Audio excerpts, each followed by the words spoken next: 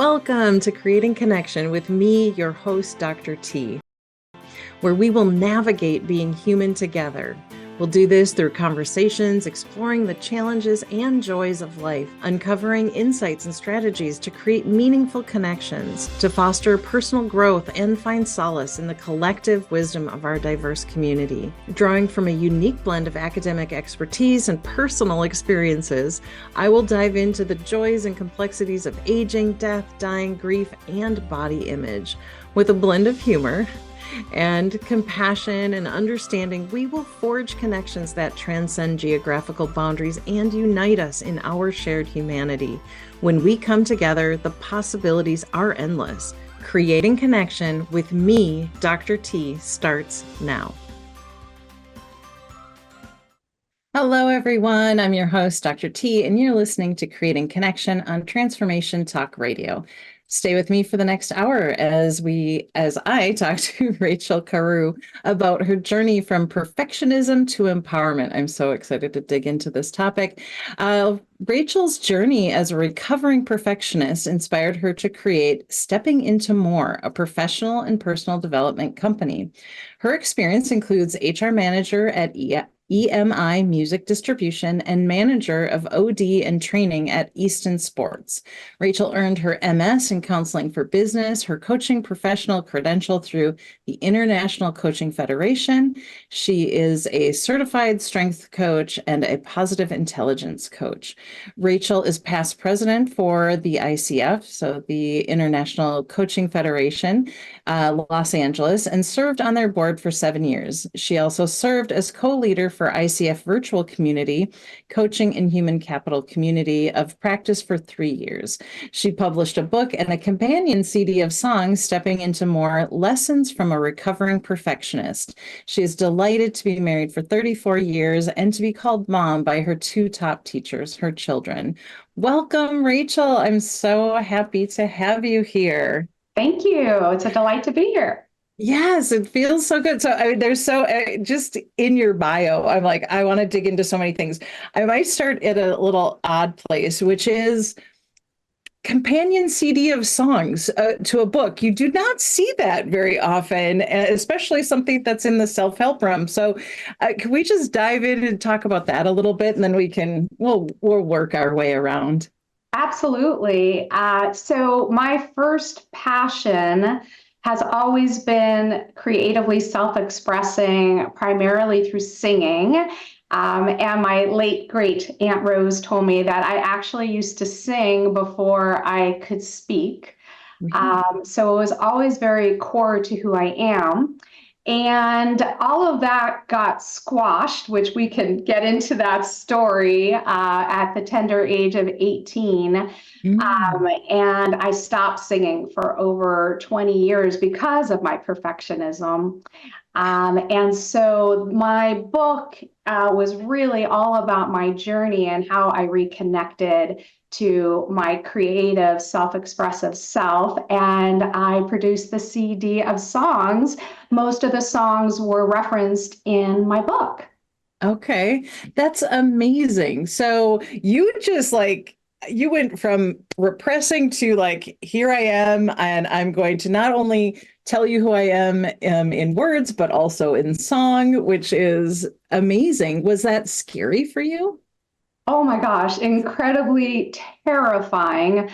And actually, the way it came about was I was on my way to facilitate a work-life balance workshop. My life was not so balanced. I was running late. I was in a car accident. And thankfully, not too serious, but while in physical therapy, I saw a flyer for a workshop called Joy of Singing, which was all about facing your fears through song. And I was like, joy of singing, that is what I've been craving my entire life. How do I reconnect to the joy of this? Sure. And that workshop is actually what launched me back into my creative self. And I'll never forget, we had a very intensive weekend that culminated in a performance, and we were assigned songs. And the creator of this event assigned me a very challenging Stephen Sondheim song. And I was terrified. It was so scary for me.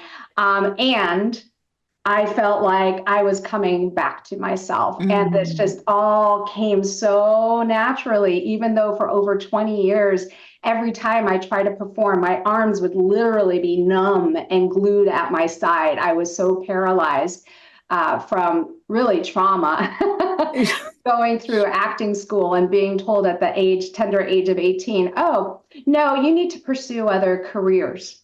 And I Oh, didn't even realize at the time I was a perfectionist. And I was like, right. oh, I guess I suck. So I'm going to Yes. start taking that path more frequently, traveled through my degree in business and human resources, et cetera. And even at EMI Music Distribution, that had 10 record labels, nobody had a clue that I sang. Really? Nobody.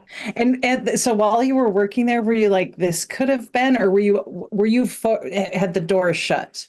Oh, it never stopped haunting me. And Um, I'll never forget my first time going to see the musical Les Mis. I literally was crying. I was mm, just like, oh, that could be me. That was yeah. my dream. And I actually sing a song from that, I Dreamed a Dream. Oh, And then when you perfect, said to perfect. Here I Am, in my first cabaret show that I produced, I sang the Barbara Streisand version of Look at Me, World, Here I Am. And that's Oh. exactly the sentiment. Yeah, so that is quite a journey. And I'm sure for people listening, you said something about connecting with our creative self. And I think that as adults, that gets buried, that gets kind of shuttled aside for business. I'm doing air quotes and the business of life. And we forget about play and expressing ourselves, which came so naturally. Just today I saw a meme or something that said, we should all like after lunch have like an art session in the basement, doing some collage with someone's like aunt saying you're doing a great job, like that vibe of connecting with our creative self and then expressing it, even if it's only for yourself.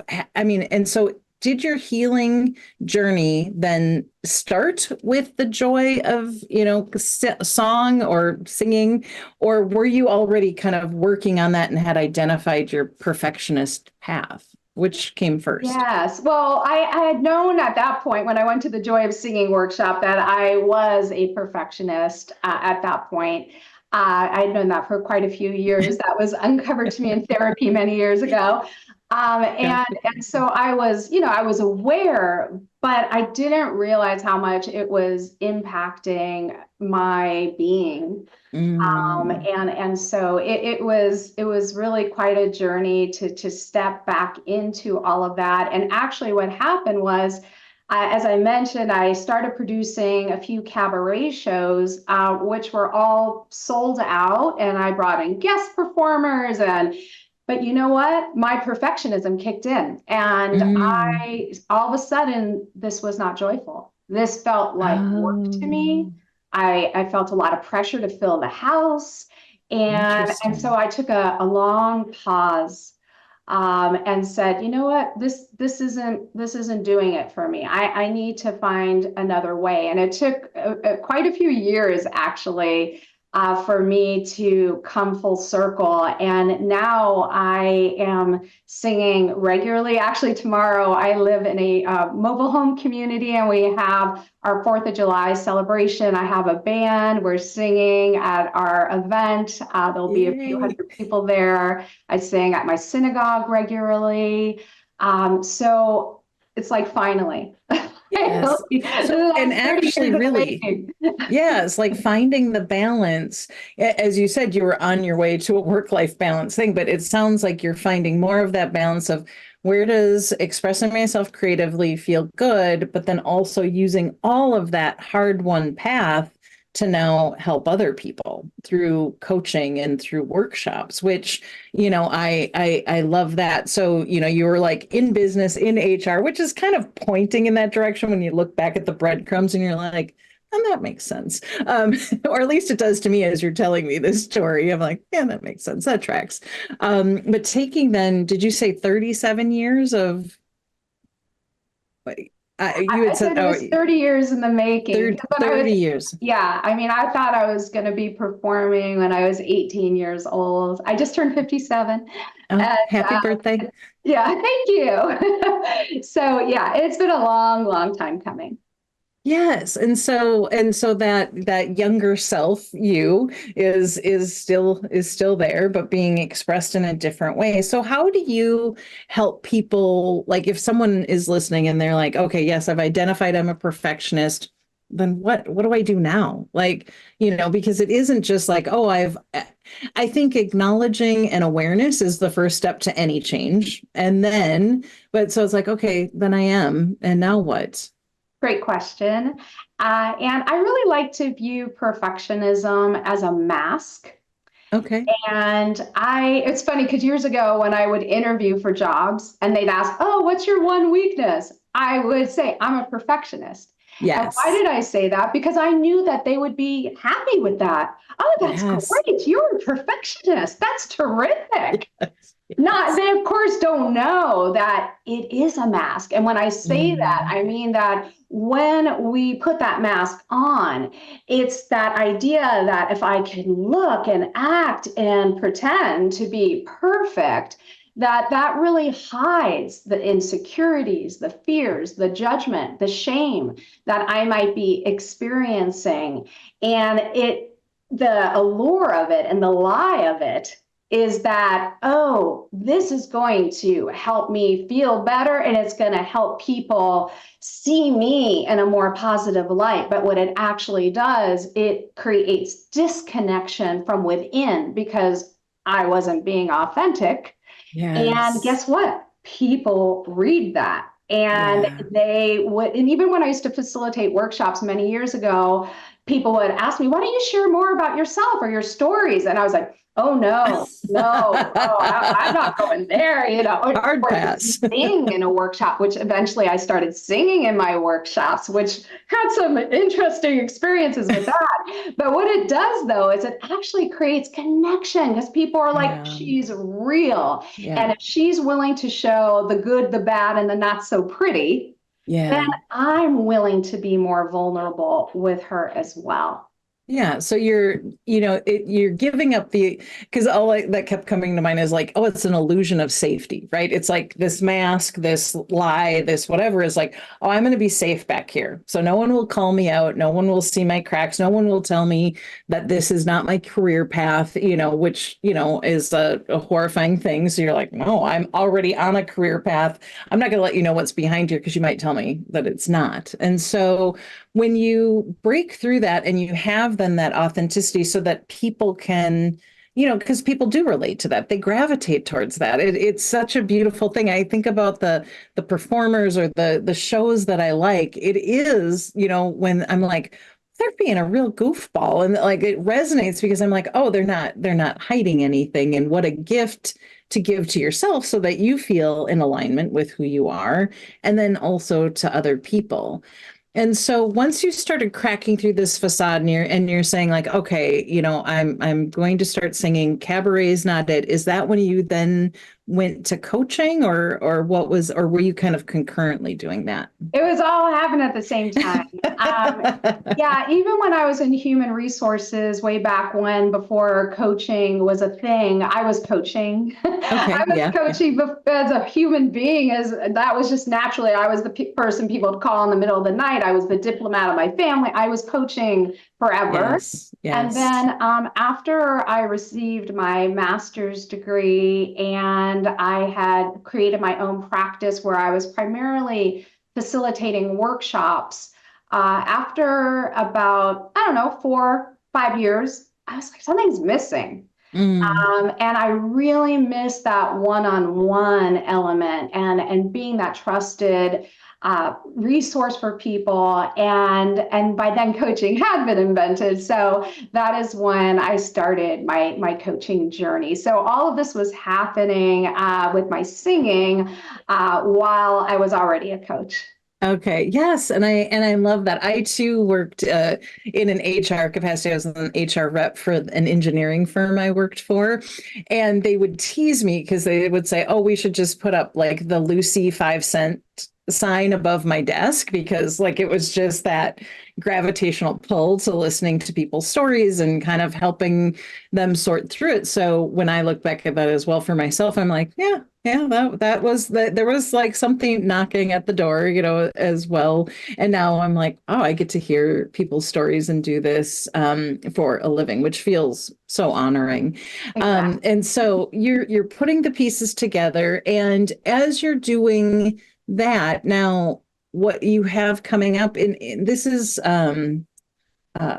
your positive intelligence mental fitness program, which is that is it is a mouthful, but can you start breaking that down? I mean, because in one sentence that's a mouthful. I mean, so explain what positive intelligence is and how we get to this mental fitness. Yes. So positive intelligence is really our ability to show up in a more positive way versus our negativity bias. Okay. And the idea of mental fitness, similar to like going to a gym, when we do reps, when we're consistent, we're working at this, we actually can start to weaken the neural pathways that create that negativity and start to strengthen more of what we call our sage. Which is really who we are at our core. And this framework was created by Shirzad Chamine, who was a New York Times bestselling author. He used to be a professor at Stanford, where he created this framework through factor analysis. And he also used to be the president of Coaches Training Institute, which is a very well-known coaching school. So I am co-facilitating an 8-week program with a dear colleague of mine. We're doing this a few times a year, and we have a new series coming up, which I'm happy to share more about. But if you'd like, I could start by talking a little bit more about the framework itself. Yeah, I'd like to because so you slipped in negativity bias. I'm familiar with it, but maybe people listening aren't. And so and I do want and I just we can break this down a little bit because when I hear positive, I am like, yes, I am a naturally positive person. I've been called Pollyanna more times than I can count. However, I have this, kind of deep-seated like resistance to this, like, we're here to feel all of the emotions. And, and as a, mindfulness instructor myself, I'm like, okay, yes, doing reps and training the mind. But you're not saying fa la la la la, all, I get in an accident, someone close to me dies, like, that we're just positive about that. So two things. So I want to start with negativity bias, and I want you to drill down a little bit into, positivity from your framework. Sure. So I agree with you. I'm not a big fan of what I like to call toxic positivity. Thank you. Um, Okay. we all have all the emotions. The thing is that, if you had your hand on a hot stove, Mhm. you would experience pain. And, Right. and hopefully you would take your hand off the stove very quickly. Yes. So those not so pretty emotions are really designed as an alert to something is off. But Got what we it. tend to do is we tend to keep our hand on that hot stove and we Oh, ruminate. yes. And we Yes. have what's called our judge and saboteurs. And Okay. if you like, I can show a slide to kind of give you an Oh, overview yeah, that would be great. of the framework. So, yeah, we have a slide ready. So, whenever you're ready to share.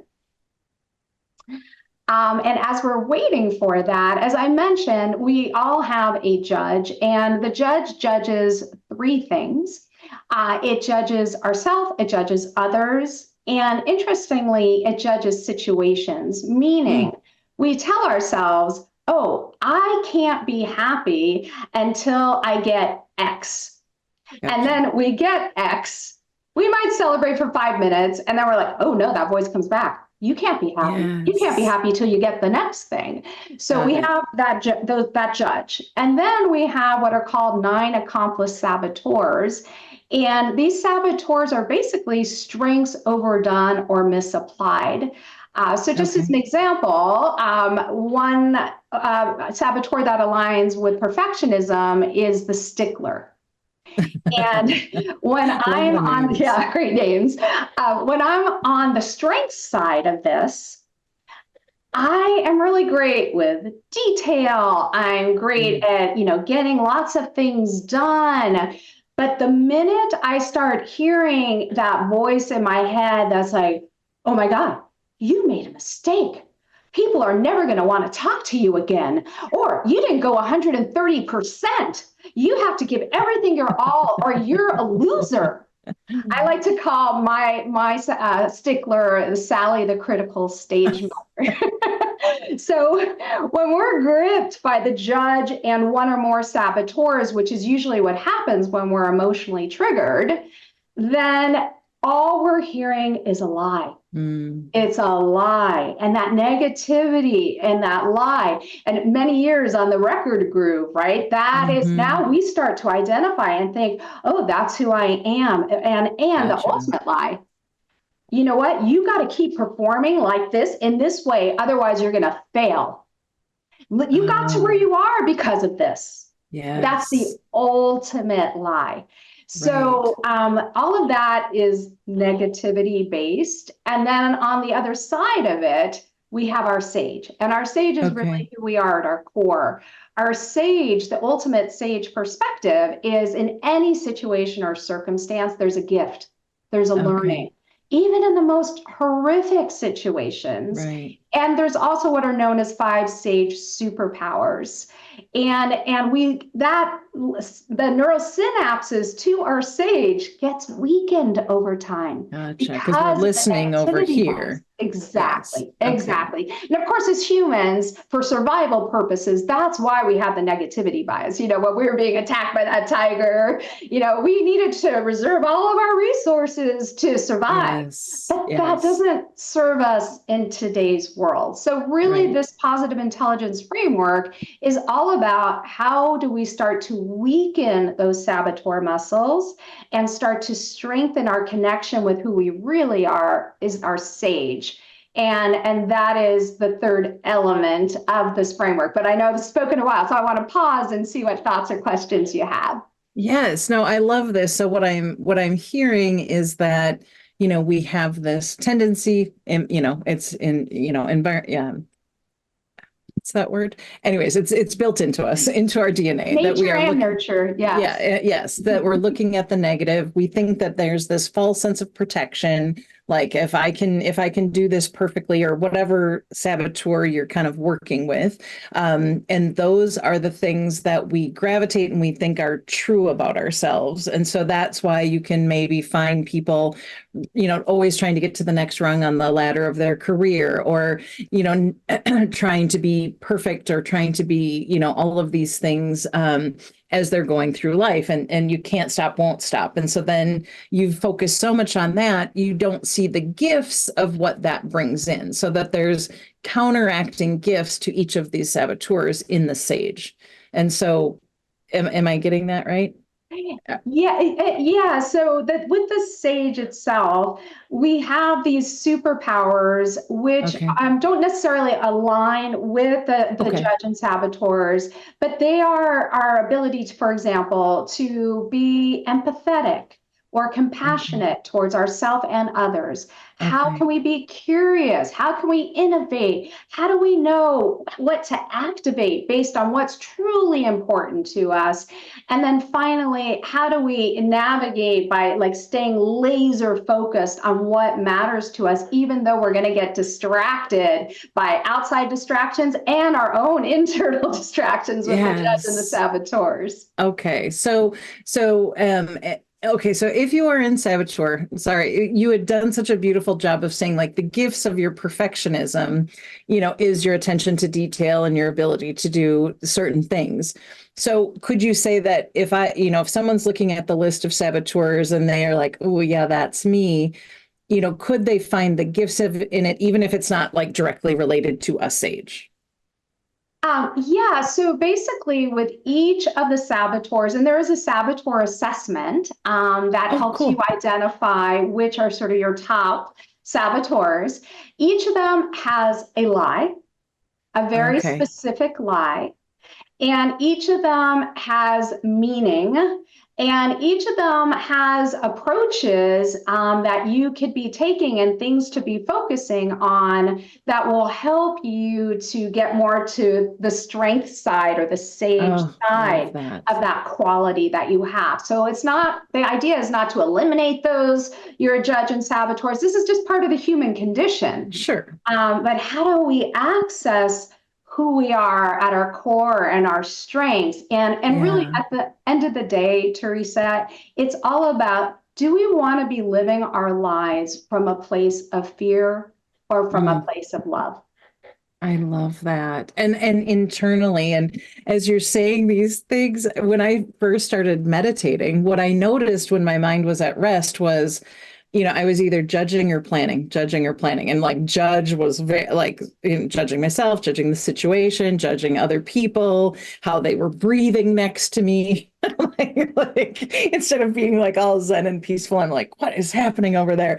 And that does take you out of the moment. So I would imagine as you start acknowledging those pieces, right, and kind of saying like, okay, this is how, and maybe uncoupling that natural, tendencies towards that, then you're allowing that neural pathway to like, okay, like this is here to yes, and the and is like, let's focus on this, which would then, I would imagine, as you were saying earlier, bring you really into, alignment and authenticity because you're not leaving parts out.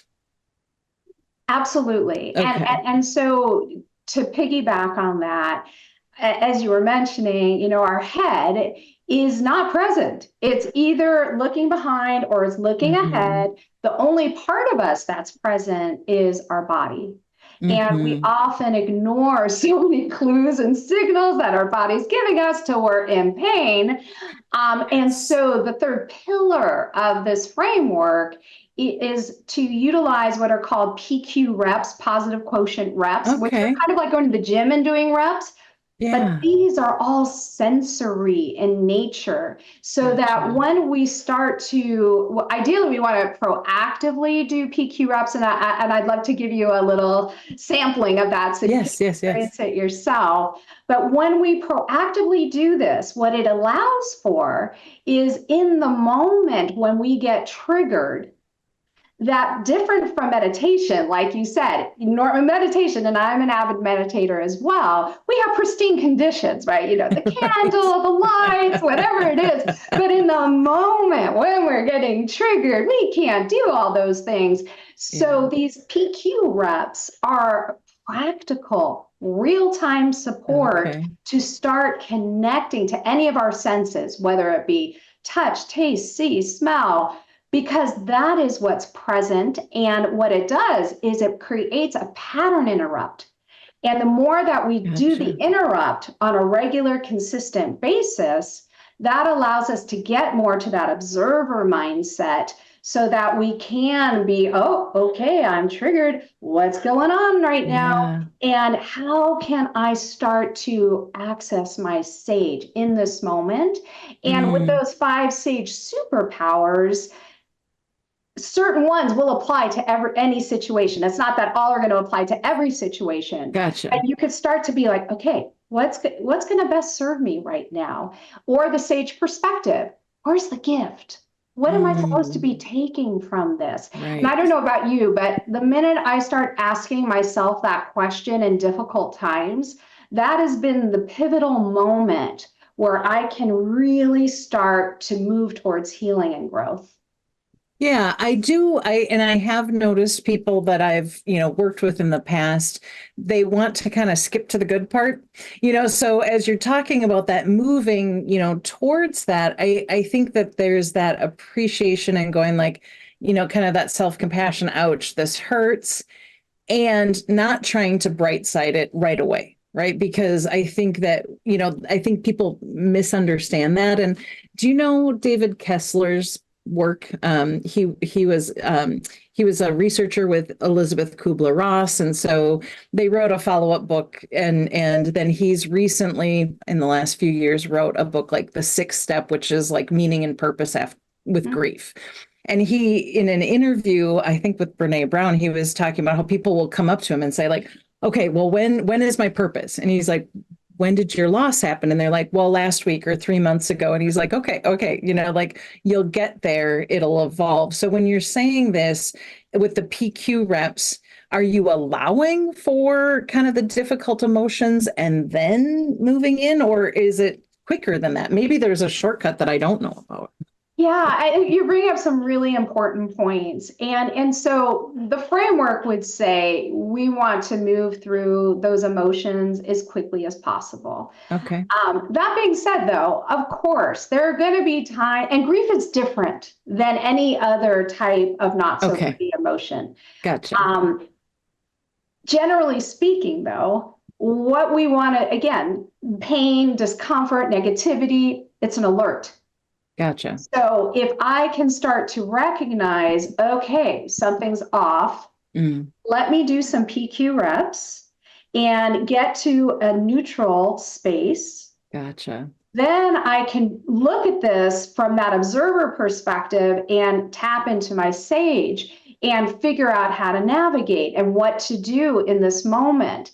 That being said, sometimes things grip us, and it's not like, oh, I could just flip the switch and now everything's great. No, of course not. Of course not. It's a practice. This is a practice. And I love that. I love the way you describe that, because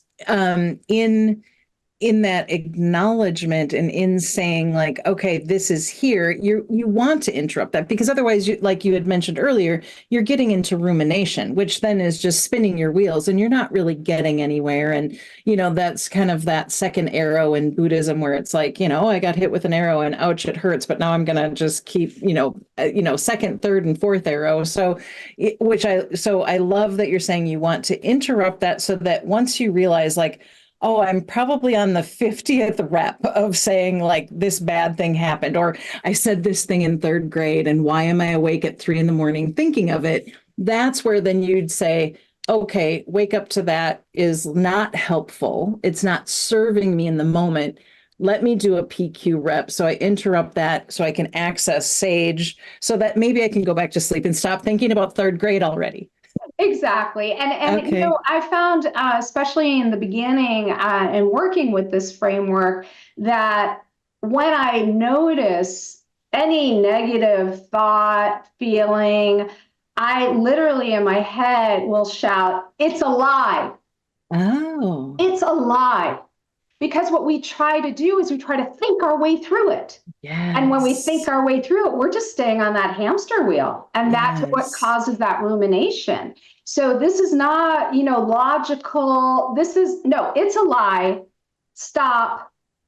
Segue into my PQ reps. And again, if you're doing those PQ reps, ideally proactively, at least 15 minutes a day, then you will actually be able to stay longer, more in that sage place, which, by the way, is primarily located in the prefrontal cortex. Sure. And the judge and saboteurs are primarily located in the amygdala.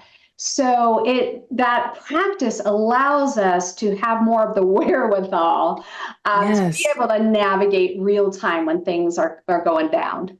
I love that. Do you have an example of, like a specific, like, oh, I think I'm really getting what this is. So like you start learning about it and you're like, okay, something happens, it's a lie. And can you walk me through or us?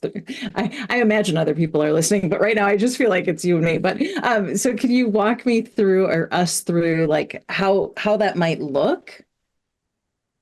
Yeah, I mean, I've had so many different personal examples. One that comes to mind. I was at a wedding for a relative, and I don't want to badmouth any of my relatives, but there's one relative that was triggering me beyond belief. And I was just so rattled by him and so upset. And I finally I was doing my PQ reps. I was Mm. like sitting with this, and I tapped in really to have compassion for my inner child. And Oh, I asked her, what is it that you really want? What is it that's going yeah. on? And immediately this voice came and said, I want to be seen and heard. Mm. And the minute I connected with that deep part of myself, I then, in my sage, was able to tell my little girl, you know what? I hear you, I understand Oh. you, and I can give that to you. You do Mm. not need to get that from anybody else. And the second I was able to do that, I was in a much more neutral place. I Yes. wasn't triggered. I was able to, go about my experience and find the joy in it. Yes.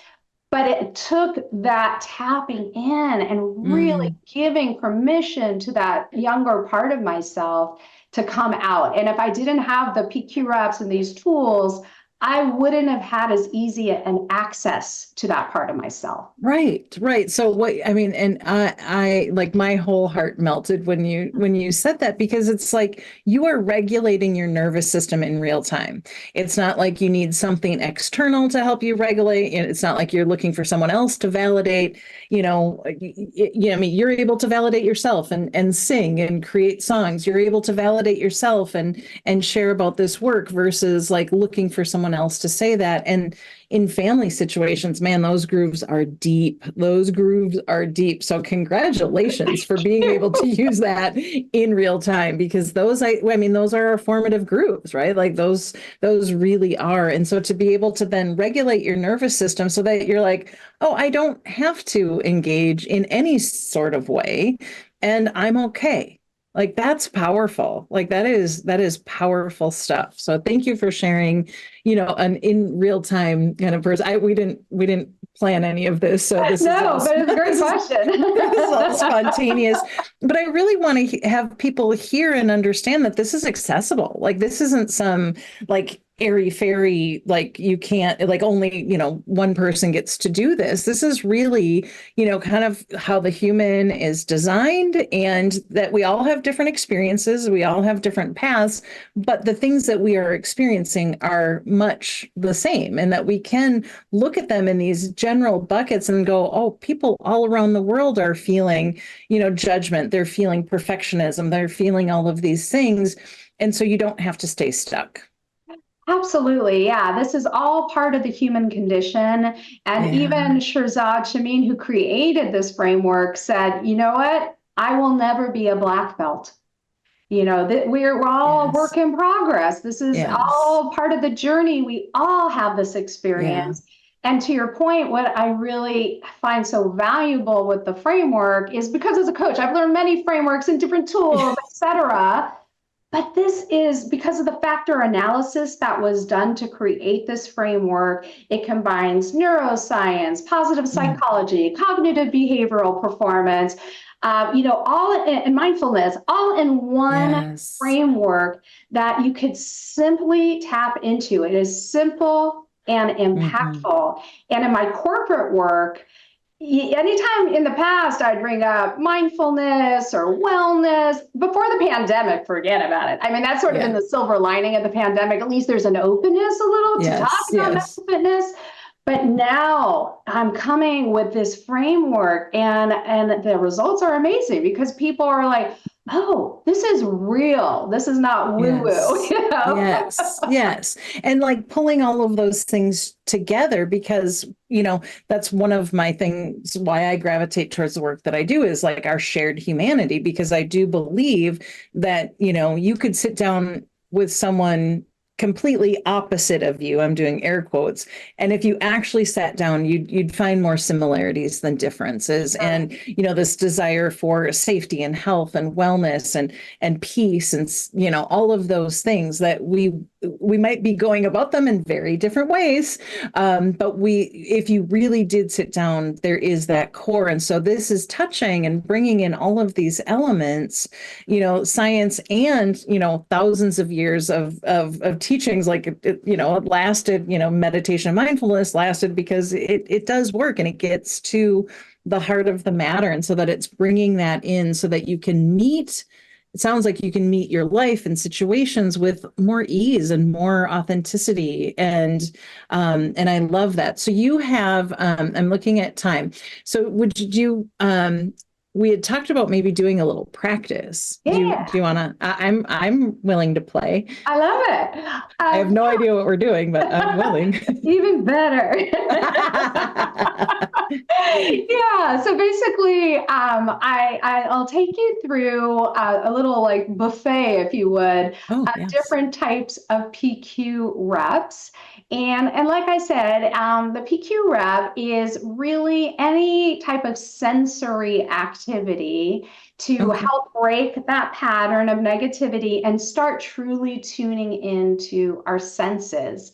So I'll Okay. take you through a few different types. And if you're comfortable, I'll invite you to close your eyes, and I'm going to do the same. Okay. And let's just start by taking in a nice slow inhale, feeling the air enter through your belly, your ribs, your chest. And the first round of breath, you can exhale through the mouth, just sigh it out. Feel free to wiggle around, just feeling yourself become more present.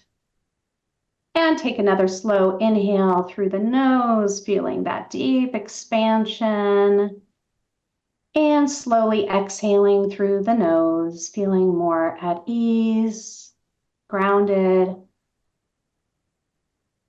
And as you continue to breathe at your own natural rhythm, I invite you to take two fingertips together and to rub them together with such attention that you could feel the ridges of each fingertip. Keep breathing, feeling perhaps different texture, temperature. And as thoughts come up, and they will, with compassion, bring yourself back to the sensation of touch. Great. Now I'll invite you to take the palm of one hand and to hold it up, and then to take the opposite hand and to slowly run your fingers down the fingers and palm of the opposite hand, once again tuning into the sensation of touch. And you can do that a couple of times. Keep breathing.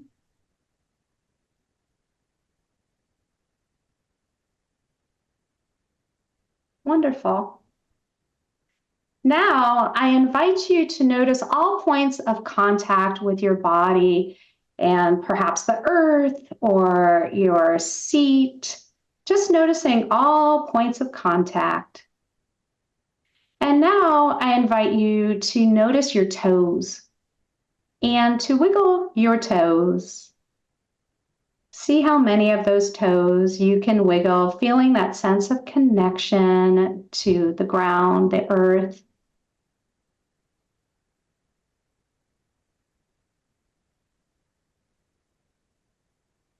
And now I'll invite you to notice the farthest away sound that you can hear.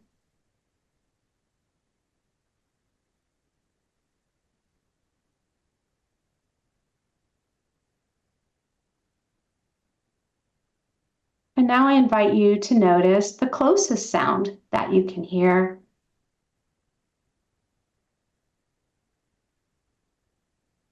If you haven't already noticed the sound of your breath, I invite you to do so now.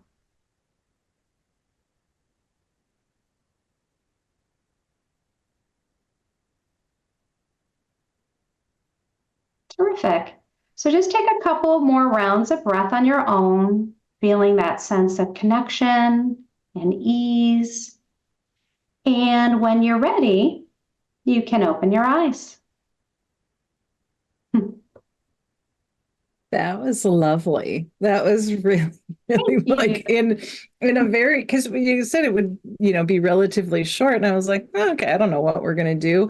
But if anyone who wasn't driving was playing along at home, do write and tell me how you feel, because right now I could just feel my shoulders dropping, just paying attention to actually, physical sensations, which is something that I don't necessarily do a lot in meditation. So yeah, okay. Wonderful. That's I'm so cool. delighted to hear that. And like I said, any sense can be used. So in real time. So for Hmm. example, if we were having a conversation and I might get triggered, I might start rubbing my fingers together.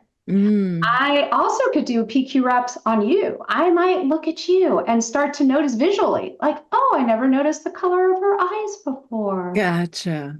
Or I could also look with compassion, one of the sage superpowers, through your eyes and see your inner child. Mm. Wow, if I'm triggered right now, what might it be like in Theresa's head? Because Yes. she's being triggered right now. So there's lots of different ways to tap into this. And one of the cool things about the 8-week program is that you have access to an app. And the Okay. app actually, first of all, it has many guided PQ reps. Okay. And it gamifies it. So you literally can see how charged what we call your self command muscle is, your ability to move into your sage. Okay. And you have challenges throughout the day to keep doing this throughout the day. So it really supports you in being able to cultivate this practice because, of course, we want to make this a habit, a lifelong habit. Yeah. So you have a course coming up, and there will be a link for people to learn more and to sign up if they'd like to join you. If I'm understanding right, it's a small class. So if you are interested in learning this, sign up, quickly. And so can you give a little details? So it starts in August, I believe, and it's 8 weeks. Yes. Yes, it's an 8-week program and we're only offering this to 4 people at a time because we Okay. really want this to be an intimate, deep experience. Oh, I And love that. basically, each week there is a theme of the week to delve deeper into the frameworks. There's a 1 hour video with Shirzad, the creator, Okay. getting into this. And then each day you're working on the app and building that self command muscle. And once a week, we get together as a pod and Okay. we together delve deeper into the theme for the week. And then there's also on the app a channel to communicate on a daily basis. So just a Okay. quick check in, what am I noticing? What's coming up for me? And so it's a great way to keep that connection going throughout the entire Right. process. So that's really the program in a nutshell, plus the assessment, as I mentioned. Gotcha. So lots of deep learning and connection in a very intimate setting with two very skilled facilitators and coaches. I love that, because when you're talking about behavior change, and that is important, right? It's important to have community so you don't feel alone in whatever muck is coming up for you or in whatever challenges you're having. The not so pretty things, as I like the way that you say that. And then it sounds like it's learning on a lot of different levels between, videos for the nuts and bolts, one-on-one communication with you all so that, you're in this tight community. So it would be 6 people who are, meeting once a week. And so that really one-on-one, because I know I've taken a lot of training in programs over the years where, if I'm one of 200, I don't know, like, am I paying attention? Am I not? So this ability to create connection, community, and actually make a real change in your life, which is powerful. Absolutely. And we also offer one 30-minute private coaching session with each Oh, participant as well. that's So it's great. a So they really can wonderful program. Yeah, there are a lot of different avenues. And I do like the gamified app situation because, we tend to be on our phones anyway. So if you're doing that and you're really modifying like how you are in the world. And then also, these little, and thank you for gifting us with these little ideas right now, not little, it's like the simple, not easy, but to remember, like, okay, if I'm feeling charged, can I touch my fingers or can I feel my toes so that you come back to the present and you're not taken into this like false scenario or the lie of like, I need to tell this person they're wrong and this is why. You could actually stop and go, do I need to, or is this the right time? And so it's really interrupting in the present moment by using these PQ reps. Absolutely. Well, Yes. I really just have loved our time together. Thank you so much. And Rachel, tell people how they can find you. You have a website. Yeah, so I would love to connect with as many people that are interested in learning more. And my website is, of course, www.steppingintomore.com. Of course, I'm also on LinkedIn. And as a token of my appreciation, anybody that might be interested in signing up for our upcoming series, August 15th, we're offering a 10% discount if you write the word, I think we chose connect. Yes. Oh, Rachel, thank you so much. Like that is really lovely. And and it's life-changing. So again, if people are interested, I love that. And then do you still work with people one-on-one or are you doing more Absolutely. group? Okay, group. Yes, I work one-on-one with folks. We also are offering this series a few times during the year. So if this Okay. time period doesn't work for you, no worries. But yes, whatever your interest may be, whether it's personal or professional development, I welcome the opportunity to connect. Yeah, so let go of the perfectionism and go into empowerment so you can be authentically you. Thank you so much. And I just really love this conversation. So I want to we like to leave with action items. So, if you heard anything on here today, invite yourself to the present moment, touching your fingertips or rubbing your hands together and see if you can start, interrupting that. And then if you notice like, oh, well, it sounded easier than it is, reach out to Rachel because you can Thank either you. join this cohort and you can start really building that muscle so that you're able to meet life with more ease. And it doesn't take away, as I often say, it doesn't take away stress and challenges, but this is a way to access your sage, and it is a way to meet the world with more of a strength base than that fear based. And I like how Rachel had said it with, not fear, but love. So we could all use more love. And I personally